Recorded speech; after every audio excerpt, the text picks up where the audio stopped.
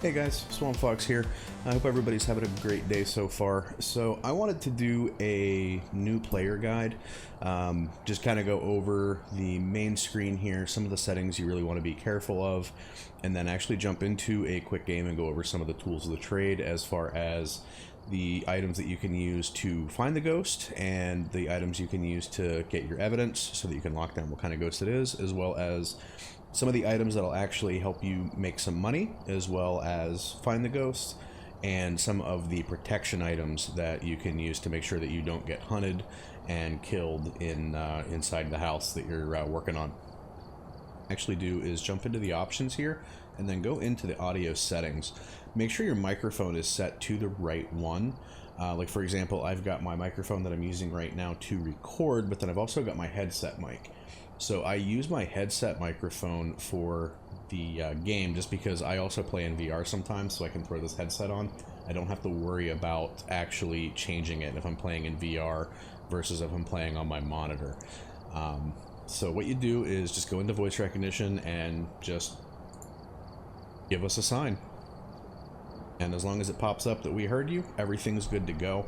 If for some reason it didn't work, there are a lot of troubleshooting steps that you can go through, and what I'm going to do in the description of the video is actually just drop a couple links to some troubleshooting guides for making this work for you. I had to do a little bit of work to make mine work, but it's worth it in the end. So I'll link those below. Those aren't going to be my work, so I'm not trying to claim credit for it or anything like that. The other settings you want to look at, you can of course change your field of view here. I personally turn off local push to talk, so that just means that I have an open mic. I'll probably change that if I ever jump into random games, but right now it's just me soloing and in a group with my friends, so of course I don't mind having an open mic, but I realize that can be not really the most polite thing to do if you're in a group of randoms, so just keep that in mind. But I like to change that so that it's open. Everything else is just personal preference, you know, whether you want Celsius or Fahrenheit degrees. Obviously, if English isn't your language, you're going to want to change voice recognition and the other language. And then, of course, you can, you know, change your keybinds and change your graphic settings around. So we're just going to jump right into play here. And then I'm going to create a private room instead of jumping into a random lobby here, just to show you how this works. So when you go into select jobs, it's going to give you your list of available contracts. If you don't like what you get, you can actually leave, jump back in, create another private room to select jobs, and you're going to get totally different ones. So let's take a look through here. So Asylum is the biggest map, and it's on Professional. Now, if you're not level 15 or higher, you're not going to have Professional available. Just keep that in mind. And then you have Amateur. That's where everybody starts out. Level 1 to level 10 is Amateur only. After that, it goes to Intermediate. And then once you hit level 15, you're able to go on Professional jobs. The only real difference between the three difficulty levels is how much time you're actually safe. When you go into the van, when you spawn in, you'll see a clock above the computer where the camera monitor is, and it'll have a countdown on it. 5 minutes for Amateur, 2 minutes for Intermediate, and 0 for Professional. That's the amount of time that you're actually safe, that you can go in there and get set up and get as much work done as you can before the ghost is actually capable of hunting you. Now, it's not going to hunt you just immediately off the bat, off Professional typically. The lower your sanity goes, the more likely you are to get hunted. Sanity is lost by standing in the dark, witnessing ghost events, talking on the Ouija board, and just generally interacting with the world in a way that's not, you know, completely normal, walking around in the daylight with the lights on in the room. So what we're going to do here is we're going to just jump into a contract, and let's see, I want to just do an amateur one so we can just sort of get started here. So let me actually jump out, see if I can find good, easy contract. So there's Tanglewood, it's Professional. Ridgeview is Amateur, so this is going to be a good one. So I'll go ahead and select it, and this is your equipment list. So everybody starts with this basic equipment. You get one EMF reader, one flashlight, a camera, UV light, video camera, spirit box, and a ghost writing book. You can buy additional equipment. Some of it is going to be locked out for you when you start the game, and as you level up, you're able to buy more. I'll go over some of the more common ones when we're actually in the game. But let me get some stuff added in here. We'll do a lighter, do a candle, UV light, crucifixes, salt, smudge sticks, a tripod, flashlight, motion sensor, sanity pills, and a head-mounted camera, and a thermometer. So we'll go ahead and ready up, and we'll jump into the game here, and I'll catch you once it loads up. Alright guys, so now we are in the truck, so let's go over what we just talked about. There's our countdown timer. So the higher the difficulty level, the less time you're going to have to be safe in there without being hunted. 5, 2, and 0. Here is your whiteboard over here. Objective 1, at least so far in the game, is always the same. Discover what type of ghost we're dealing with. The other 3 are going to be completely random, but then you get a little bit of information in here. So you're going to get the ghost name. We're dealing with a Karen today. And the other big piece of information is the next sentence where it says this ghost also seems to respond to everyone. You'll get ghosts that respond to everyone. You'll also get ghosts that really only respond and are active when there's only one person in the room. So you want to pay attention to that. Over here is your team's sanity. I'm the only one on the team, and I'm going to be hovering between 99 and 100% because I'm in the truck and nothing bad's happened yet. This is the floor plan of the house. It'll show you doors, windows, it'll show you where the power breaker is, and it'll show you where the front door is. So the front door is the green right here. This is your power box, and of course red are different windows and vantage points into the house. This button to the left will actually change what floor you're on. So there is your first floor, there's the second floor, basement, and then the ground floor. If you buy sound sensors, the strength will come up here. So if you are having trouble narrowing down the ghost on a really big map, you can drop sound sensors. And then this is the total ghost activity here. So let's grab a couple tools and we'll show you what is available. This is the head cam. This is a, I don't want to call a late game item. I think you have to be level 10 to get them. But you just put it on, and then whoever is wearing a helmet-mounted camera, you can see now, can actually see what I see. So people can walk around and actually look for ghost orbs without having to lug a camera with a tripod or anything like that. And always remember to grab the front door key. So for our tools, we've got our UV light. That's going to help you detect ghost fingerprints. It's going to help you detect footprints as well, and I'll show you how to do that. That's actually combined with salt. You've got your ghost writing book, your flashlight, a video camera. Very important with the video camera. You can place it down. You left click will allow you to rotate the camera to get into the position that you want, and by default the F key will place it. Now I didn't turn the camera on. It was red when I put it down, so you're not going to get anything on the monitor. What you have to do is actually right click to turn it on, and then when you set it down, you'll actually be able to click through. There's front door, there's my helmet cam, and then the camera that I placed. And if that wasn't turned on, that won't be there. This is the motion sensor. You can place that in the ghost room or really anywhere you want, but the idea is when a player or a ghost walks by it, it turns from red to green. You can help you track the ghost, and there's also objectives for bonus money that will say, you know, detect the ghost with the motion detector.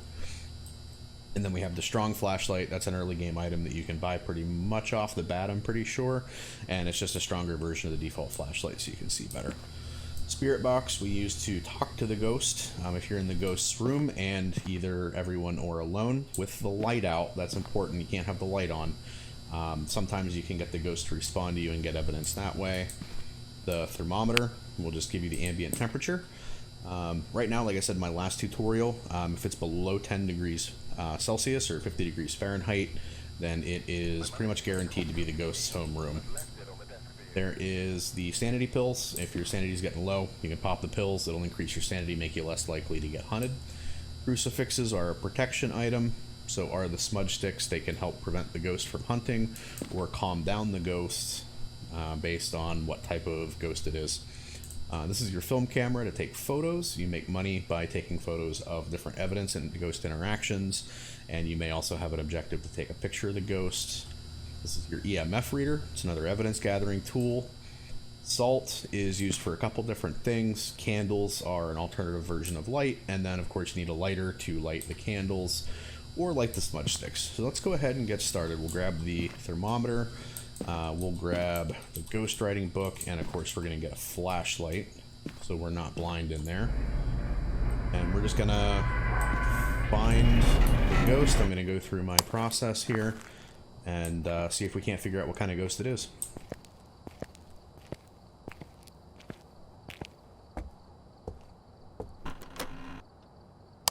So if you hit T when you have an item other than the flashlight up, you can actually have light while you're doing your work, which is really nice. So you just kind of want to methodically go through the house and see if you can find a cold room. I think I just heard something get thrown. That could have just been the house creaking too. You're going to get a lot of noise in the game. Floorboards creaking. If the ghost throws something, you'll hear that. You can occasionally hear the ghost walking around. It's a very atmospheric game, and there we go. Thought I heard something. So there's a cup on the floor. That's an obvious marker right there that we've got a possible ghost. And it's also cold right here.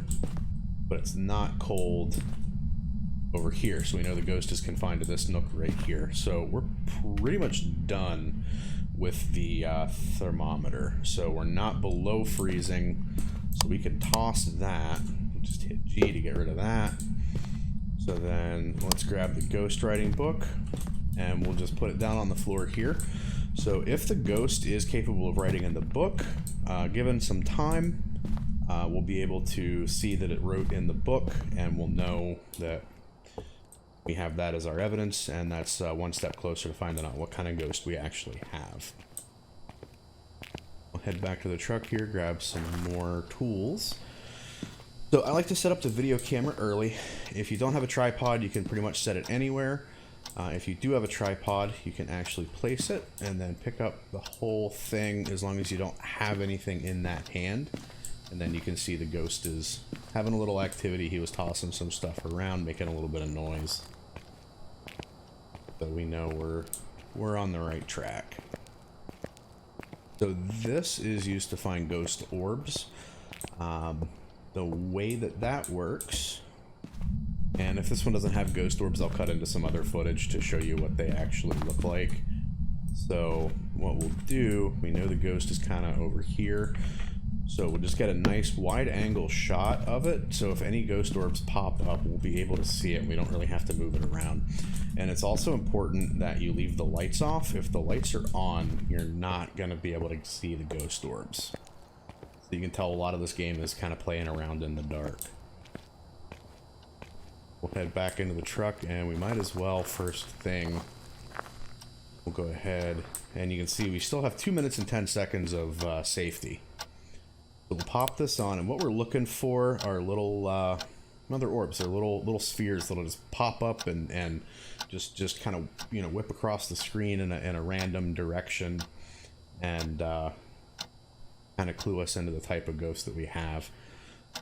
So we don't have any ghost orbs that I can see. If we had any there, we should be able to see them, just because we've got the whole room in focus and they move around and we're not seeing anything. So right here, I'm just going to cut to a quick video to show you what they actually look like. I forget if I turn the lights out. Oh, there's ghost orbs. We have a shade.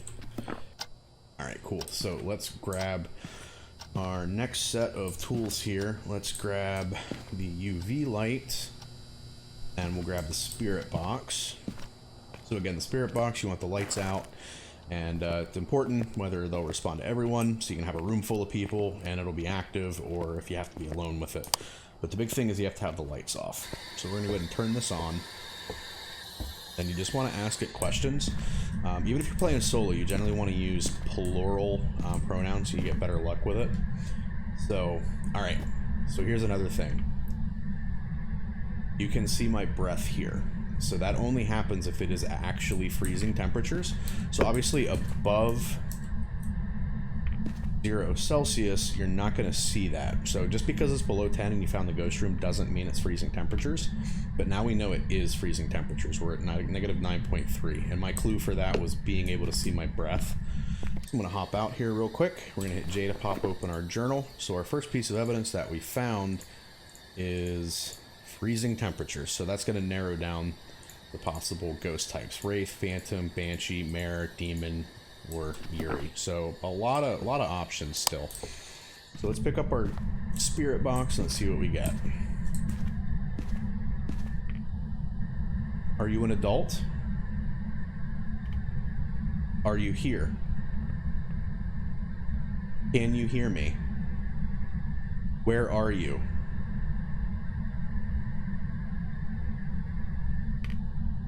Did you murder? Okay, so we're not getting anything on the spirit box. So what I like to do is just leave that there, because sometimes they don't do it right away. So in the process of the rest of it, I'm gonna actually move this as well so it's a little easier to see. And we're gonna check that. So let's go back out and find some more tools to narrow down what kind of ghost we have here. Really? So with a group, obviously it's a much quicker process because everybody can carry 3 tools. Typically people like to carry a flashlight and 2 other items, but sometimes you've got the utter badasses that'll just you know, roll in there with, oh yeah, we still need UV light. They'll just roll in with no flashlight, just no fear, and do what they gotta do. I'm not typically that guy. I enjoy this game, but I still get spooked by it, so I like to have light available. Alright. What item do we have here? EMF. Perfect. So this, whenever the ghost interacts with something, or the ghost is nearby, this meter will go off. So, what you want to do is ask it questions, even if the spirit box isn't reading, and ask it to do things, because it may actually work. So give us a sign. Throw something. Can you write in the book?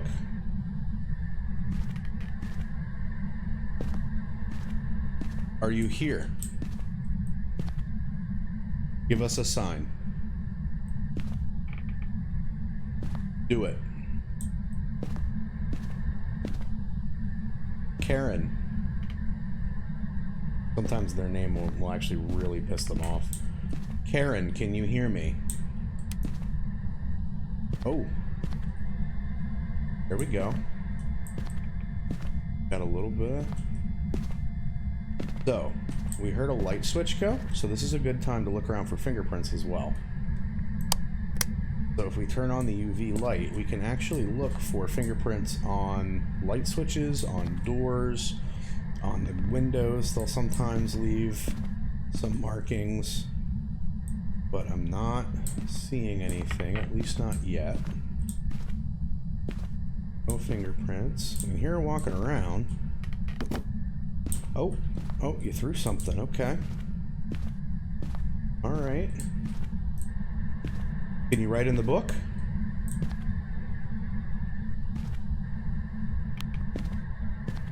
Let's put the EMF reader down, because if that goes off while it's turned on, we know that the ghost is nearby. EMF 5 is a piece of evidence, so if that spikes all the way to the right, that's a piece of evidence. Just it going off does not count as EMF evidence.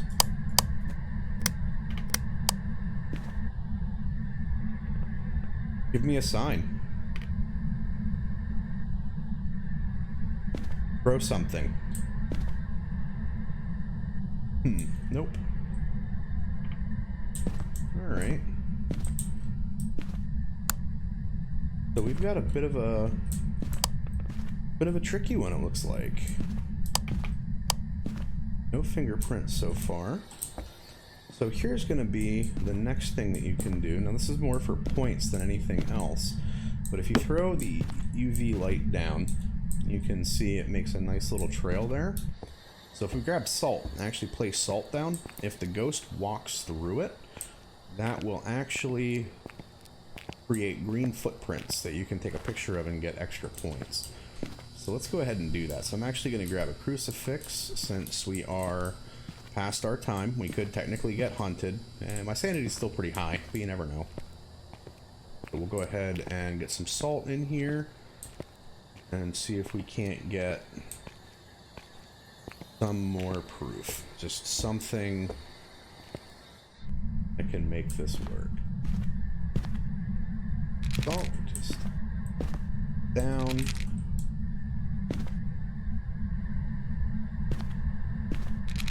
Place it there so the UV won't catch that, but if we're in the room when it happens, we can tell. So I'm going to toss that. We don't need that anymore.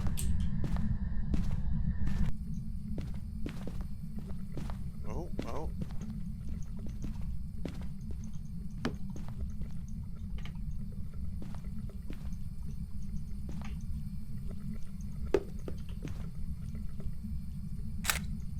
There we go. Got no writing in the book so far, so I like to move it around a little bit because you just never know.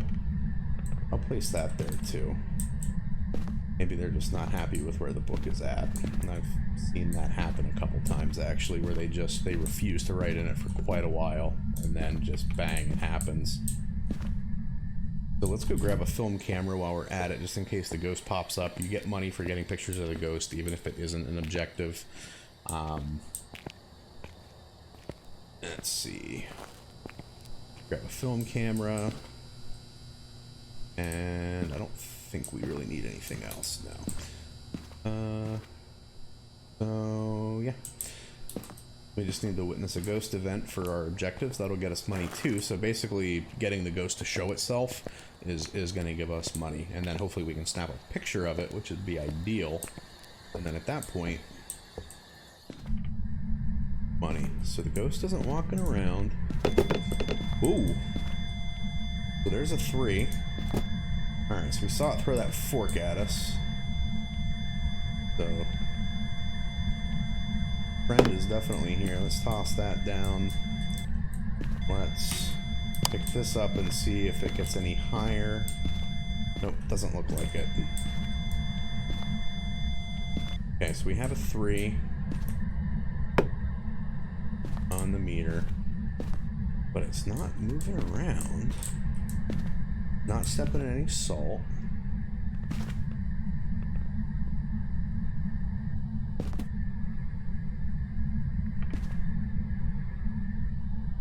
Oh wait, we had the book on the table. Oh, no we didn't. Put it down. That's right. Alright, so it's definitely throwing stuff around.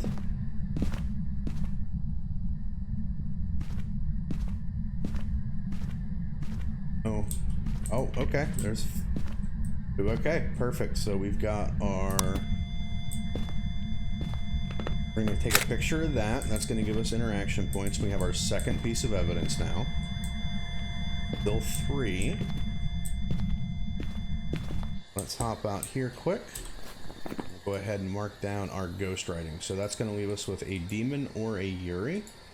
So demons, just from experience, you'll learn this. Fingerprints are not a demon. Ghost orbs are Yuri. Spirit box is demon. So fingerprints, we can actually narrow it down entirely. I thought they killed all the power. So it can't be fingerprints. We don't have to worry about the UV. It's just going to be ghost orbs or spirit box. Now, obviously neither one of these has been very lucky for us. And it can't be EMF 5. So we generally know... narrowed down a bit to what we have here.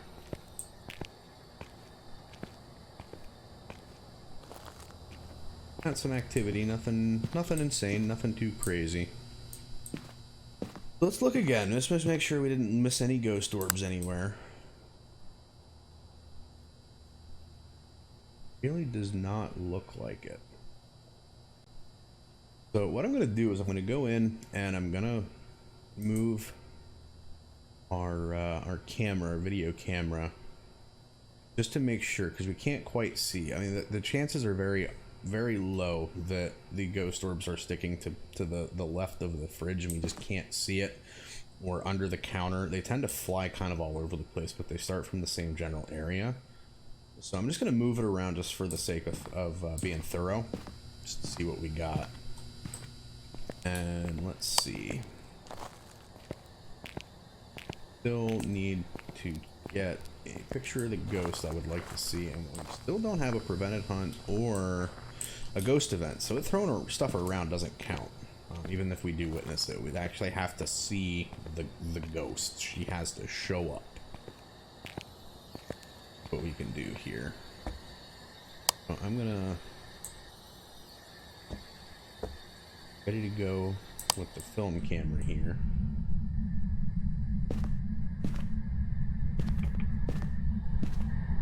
Can you hear me? Are you a child? Oh, it's a child. Oh, it's definitely a child. That would be a ghost event. That right there would be a ghost event. Okay, so let's go ahead and move our camera. So whatever the hell it is, it's a kid and it's creepy. So let's put our camera over here. Now I'm going to move the UV light as well. It can somewhat interfere with that. So now let's check for our ghost orbs from... Okay, this is perfect. So if you hear that new sound, that is water running. That will always get you points. Or not points, but money. So if you find the sink with the dirty water in it, it'll just be brown, murky water. You can take a photograph of that, and that'll count. So if we go to our journal as well, you'll see we have... It says footsteps, but it's for the ghost books. We might be able to take another picture of that and get it even for that. And then we have a picture of the ghost. So anything that has a label on it on top is going to count. So like, for example, if I just snap a random photo, there's no heading here. So I didn't get any money for that picture because it's not actually showing us anything at all. Let's just check for our ghost orbs again. And we're getting nothing. All. No orbies. So let's oh wait. Hold up. The right side here. There was a flash. It looked like an orb. Let's hold for a second here.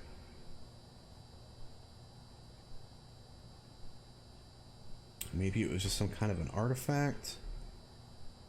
Typically the orbs will spawn in the same room though as the freezing temperatures. So I wonder if this one's just being a little tricky. So maybe we have to point it toward that back hallway. No, I think I'm just going crazy. I'm not seeing it, but it's worth investigating. Somehow that did not count as a ghost event, and I have no idea how when the ghost popped out like that. Not seeing it again.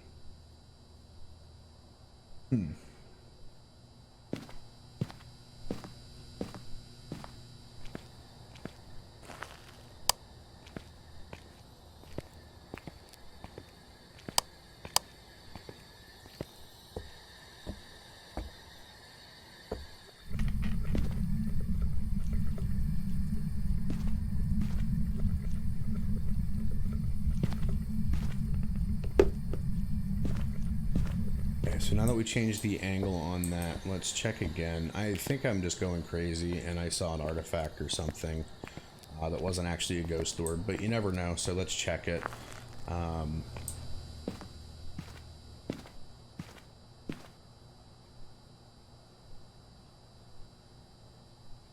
Yeah, I think I'm crazy. I'm not seeing anything from there. There shouldn't be anything all the way over there, I don't believe, because it's not freezing temperatures. But yeah, no ghost orbs. So the oh, all right, yeah, I just saw it. It was right there. So I'll make sure this is in the video too. But there it is. So I was just proven wrong in my tutorial video. So there's that. But yeah, I guess in a room with no door, they can be pretty much anywhere. So yeah, there's ghost orbs right there. So we knocked it down. So what we do is we go into our journal, lock down Yuri, because we had ghost orbs already selected to look through and see what our possibilities were. So we have Yuri. So now that that's done, I'm not going to grind this out for the video. Once you have your ghost locked in, everybody has those click the keypad, and we are done with this hunt.